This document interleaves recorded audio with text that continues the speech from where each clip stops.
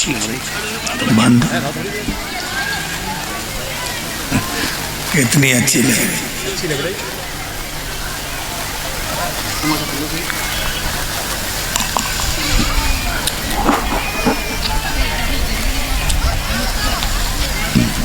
देखो पकड़ एंट्री हो रही ये मुद्रा है। ठीक चलो जा रही। हमारे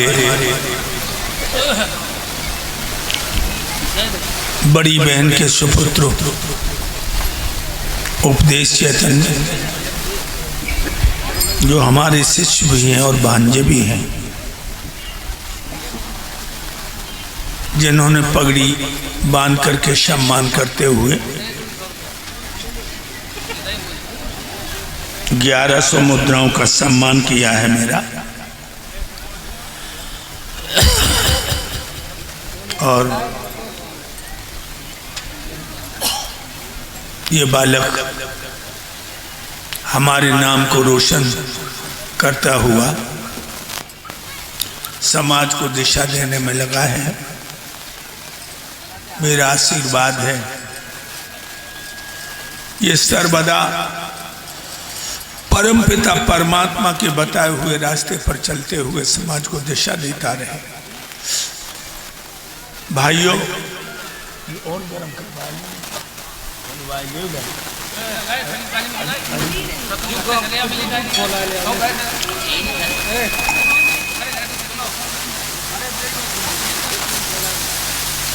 खोला ना मेरे भाइयों, कल की कथा में आप लोगों ने चंद्रवंश और सूर्यवंश की पावन कथा का पान किया था।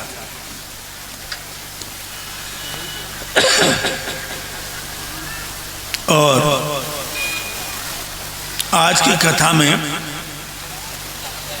हमारे प्यारे शिष्य ओमपाल चैतन्य जो यज्ञ भी कराते हैं, कथा भी सुनाते हैं, चिमटा में भी रंग दिखाते हैं, सब कलाओं में पारंगत। गाड़ी अगर कहीं फंस जाए तो ओम पाल जी शक्ति से नहीं युक्ति से किनारे पर पहुंचाते हैं। और मुझे इस बच्चे पर बहुत उम्मीद है।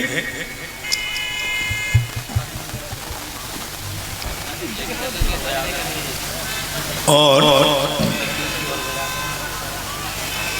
हाँ बजाएगा बजाएगा।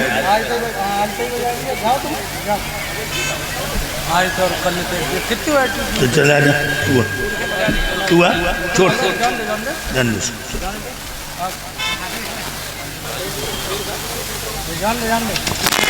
भाइयों, मैं बता रहा हूं आपको, अभी आप लोग सुन रहे थे हमारे शिष्य के मुंह से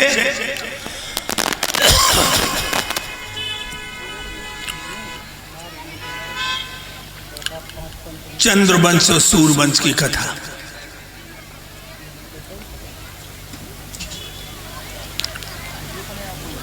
हमारे सुरेश यादव ने, इनकी धर्मपत्नी ने यहाँ पर 7 दिन के लिए ज्ञान की गंगा बहाने का संकल्प किया है, जिसमें आप जैसी पंचभौतिक शरीर में अवतरित पुण्य आत्माओं ने पदार्पण किया है। भाइयों, एक बात और भी बताने जा रहा हूं। वो ये कि अनसुईया का पुत्र हुआ चंद्रमा।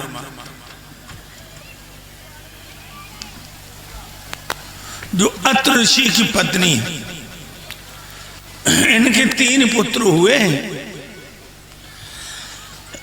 दत्तात्रेय, दुर्वासा और चंद्रमा। चंद्रमा जब गया है बृहस्पति ब्राह्मण के यहां शिक्षा ग्रहण करने, ब्राह्मण थे, उनकी पत्नी का नाम था तारा। बृहस्पति जी चले गए हैं तीर्थ याटन के लिए। और भाइयों,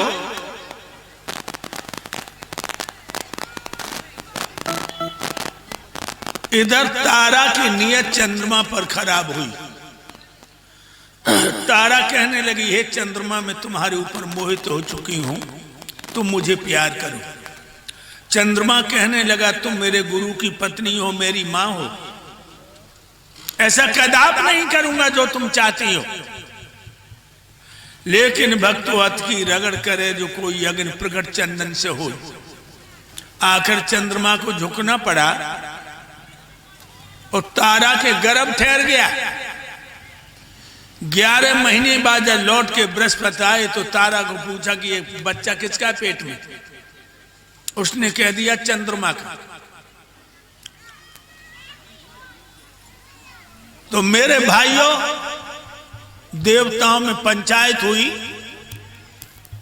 जो बच्चा पैदा हुआ है तारा से, जिसका नाम पड़ा बुध, चंद्रमा को दे दिया। बुध से हुआ पुरुरवा। ये पुरुरवा जो हुआ, इसी से चंद्रवंश चला।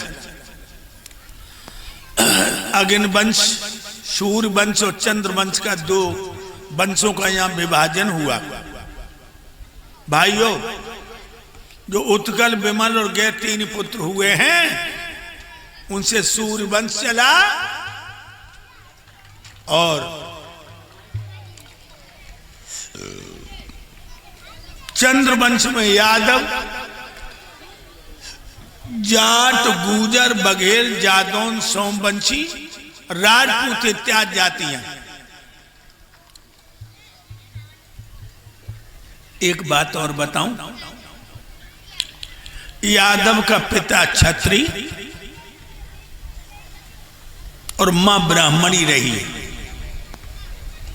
बहुत ध्यान से सुनना, यादव की मां ब्राह्मणी और पिता क्षत्रिय। अनसुईया का पुत्र हुआ चंद्रमा। चंद्रमा ने तारा से संभोग किया, बुध पैदा हुआ। बुध का हुआ पुरुरवा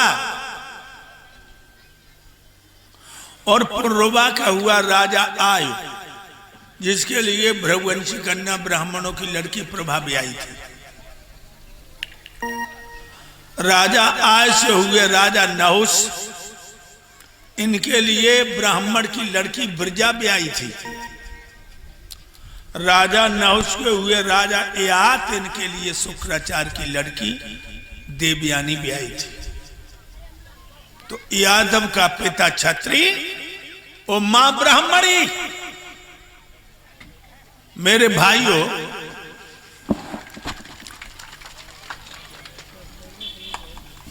इन्हीं यात की रानी देवयानी से 2 पुत्र पैदा हुए, यदु और तुर्वस।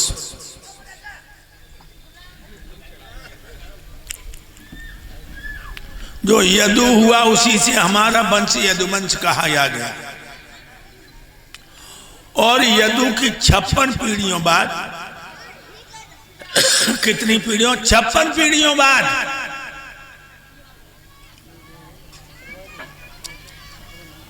भगवान कन्हैया पैदा हुए हमारे यादव वंश में।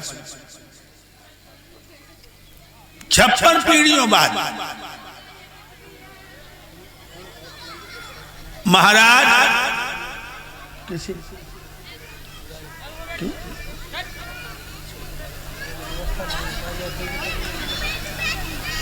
नहीं जाने।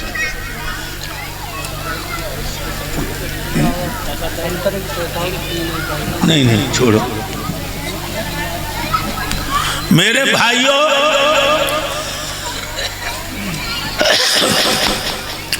मथुरा में एक राजा हुए हैं जिनका नाम है उग्रसेन। बड़े धर्मात्मा राजा थे। इनकी प्राण प्यारी दुल्हन का नाम था पवन रेखा, जो सतियों में लेखी जाती है।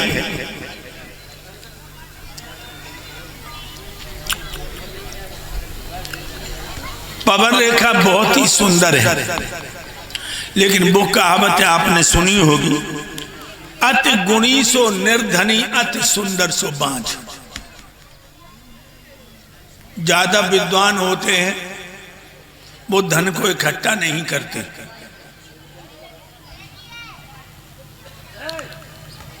और जो स्त्री ज्यादा सुंदर होती है, कुदरत का नियम है कि वो बांझ होती। रानी पवन रेखा कोई संतान पैदा नहीं हुई, लेकिन राजा ने कभी अपनी प्रिया के दिल को नहीं दुखाया कि तू बांझ है, तेरे कोई औलाद नहीं, तूने मेरे वंश का दीपक बुझा दिया। ऐसे शब्दों को नहीं कहा। और लोगों, एक बात और बताऊं, घर तो वो ही स्वर्ग है जिसमें पत्नी पति को परमेश्वर की नजर से देखें। बस ठीक है, सही है। और पति परमेश्वर के घर की लक्ष्मी।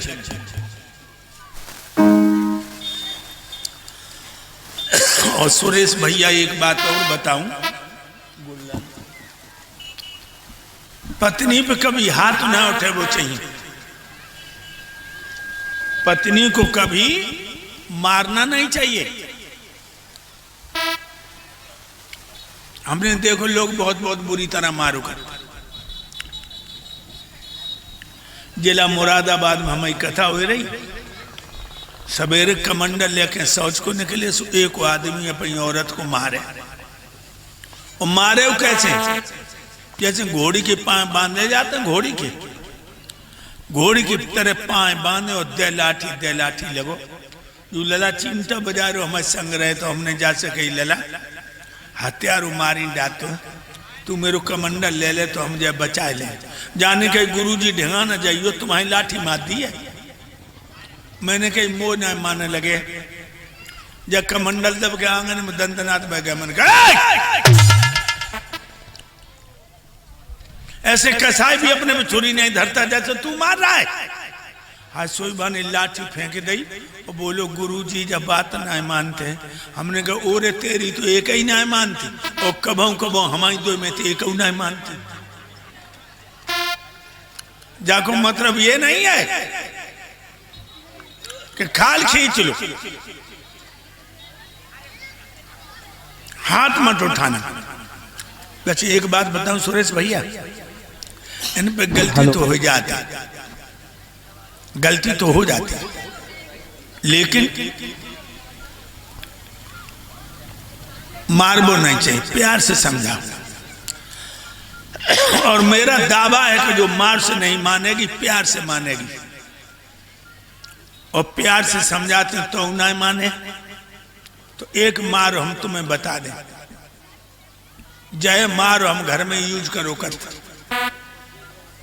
पहले समझाओ, जब न माने तो कचून करो, इनते बोलबो बंद कर दे। द्वार सबसे बोलो और घर में जाओ भौरा से भरना। जे जान लेके रूठ गए और 2 दिन न बोलियो, तीसरे दिन तुम्हारी पाँव पकड़ लिए। अब एकदम मन जाओ, ऐसी गलती हम कब नहीं करें। अब एकदम मन जाओ, 2 दिन हुए नहीं बोल तो पेट में बबू कैसे उठाता है। अब भक्त 2 दिन कर रैया करे रहो।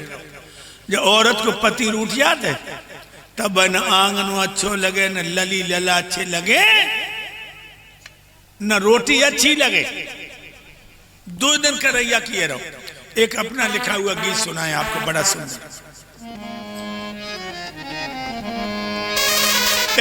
जिस घर अंदर नारी जाति का होता सम्मान रहे, ओ वो घर निश्चय समझो भाइयों देवों का ही स्थान रहे। देवन का स्थान रहे, वो घर निश्चय समझो भाइयों देवन का स्थान रहे। एक एक बात को समझना मेरे भाइयों। आज रात में ऐसा हुआ, पंखा की हवा ने गले पर असर कर दिया।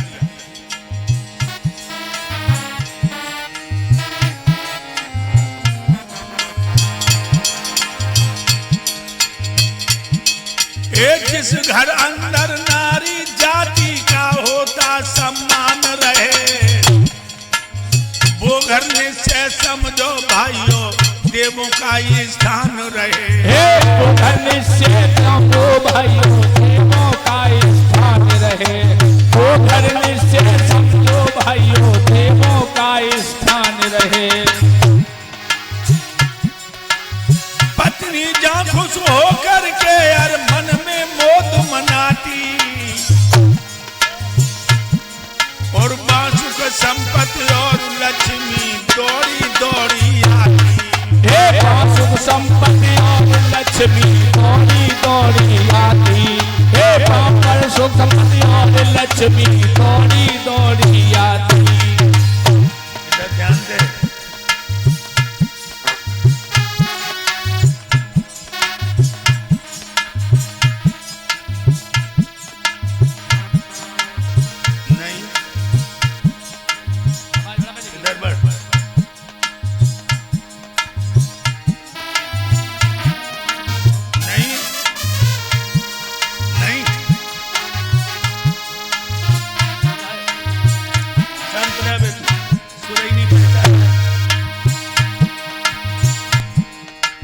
कंगालियों गरीबी यद कर्मानुसार आ जाती, तो पति पत्नी के प्यार को लख कर डर करके भाग जाती। पति पत्नी के प्यार को लख कर डर डर के भाग जाती। पति पत्नी के प्यार को लख कर डर डर के भाग जाती। अन्न वस्त्र बल बुद्धि की उस जगह न बिल्कुल हानि रहे, वो घर निश्चय समझो भाइयों देवों का ही स्थान रहे। वो घर निश्चय देखो भाइयों देवों का ही स्थान रहे, वो घर निश्चय समझो भाइयों देवों का ही स्थान रहे।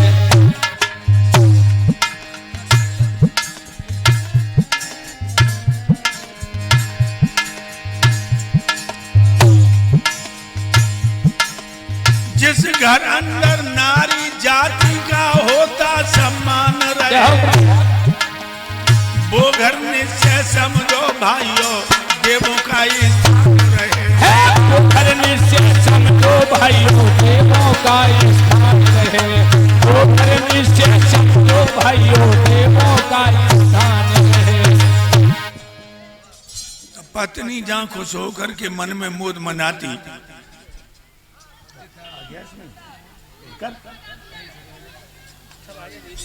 पत्नी जहाँ खुश होकर के मन में मोद मनाती, बास सुख संपत्ति और लक्ष्मी दौड़ी दौड़ी आती। कंगालियों गरीबियत कर्मानुसार आ जाती, तो पति पत्नी के प्यार को लगकर डर करके भाग जाते।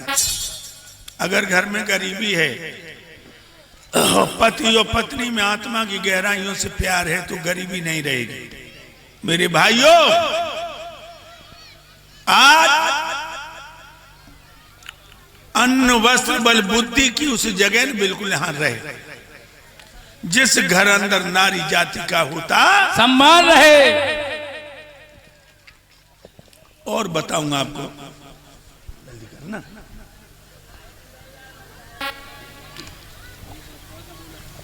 एक बात और बता दूं। पत्नी जहां प्रसन्न रहे उस घर की होत सफाई,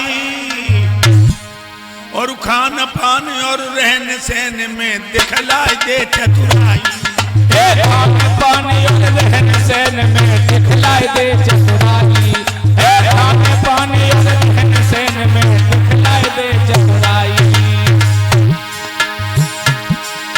शिक्षित नारी बच्चों को देती है योग्य बनाई, वो प्रीति पूर्वक रहे किसी से करती नहीं लड़ाई, प्रीति पूर्वक रहे किसी से करती नहीं लड़ाई, प्रीति पूर्वक रहे किसी से करती नहीं लड़ाई। नारी जहां प्रसन्न रहे घर की हो सफाई, खान पान और रहन सहन में दिखलाई दे चतुराई।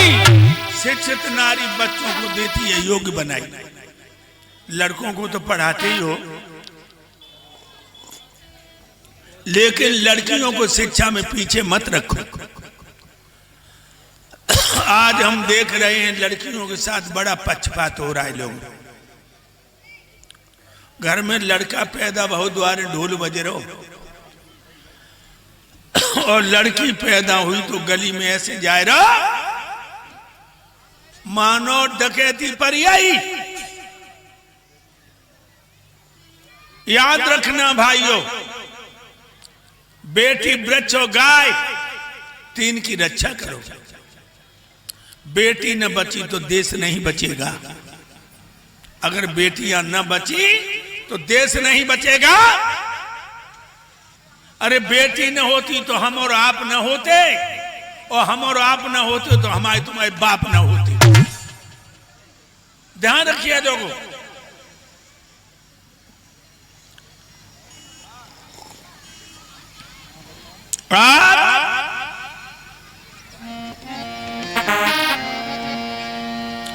पवन रेखा मासिक धर्म से निवृत्त होती है।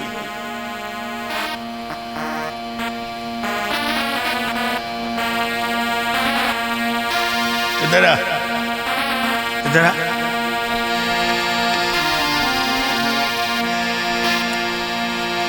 सोलह श्रृंगार करके आंगन में बैठ गई। महाराज उग्रसेन का पदार्पण हुआ। महाराज ने महारानी को रोज देखा था। आज चेहरे की फफन देखकर राजा कहने लगा, गोरी बड़ा श्रृंगार करके बैठी हो, क्या इरादा है?